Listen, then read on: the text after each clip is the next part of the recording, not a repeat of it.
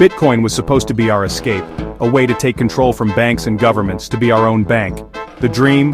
Total financial freedom, no middlemen, no gatekeepers.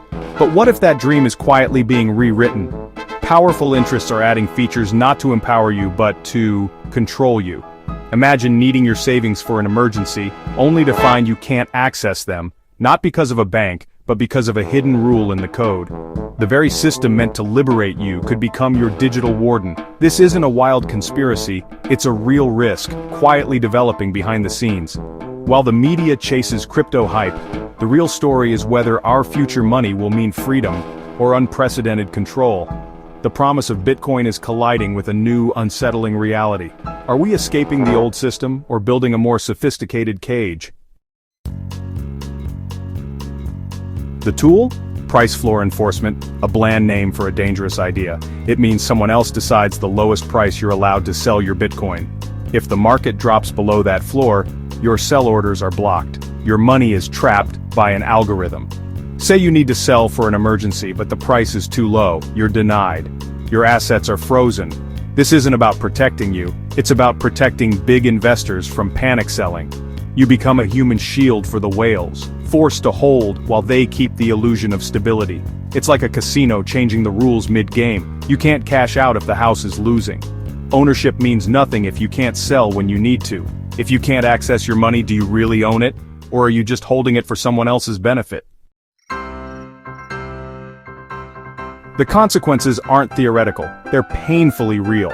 Picture a family facing a medical emergency, needing to sell Bitcoin for urgent care, only to be blocked by price floor enforcement. Or a small business owner unable to pay employees because their crypto is locked during a downturn. The code doesn't care about emergencies or livelihoods, it just enforces the rules. People are left helpless, their financial lifeline out of reach, trapped by a feature they never agreed to. This isn't just about lost profits, it's about losing access to your own money when you need it most.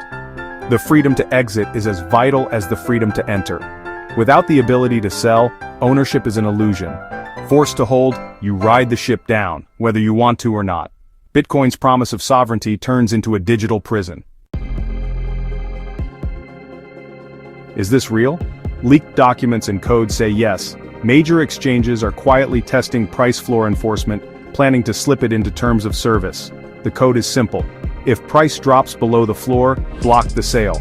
Developers call it market guardrails, but it's really about controlling users and protecting big investors. Exchanges will market it as protecting you, hiding the details in endless terms you'll never read. By the time you realize, it'll be too late. Your freedom gone when you need it most. Crypto media stays silent, funded by the same players pushing these changes.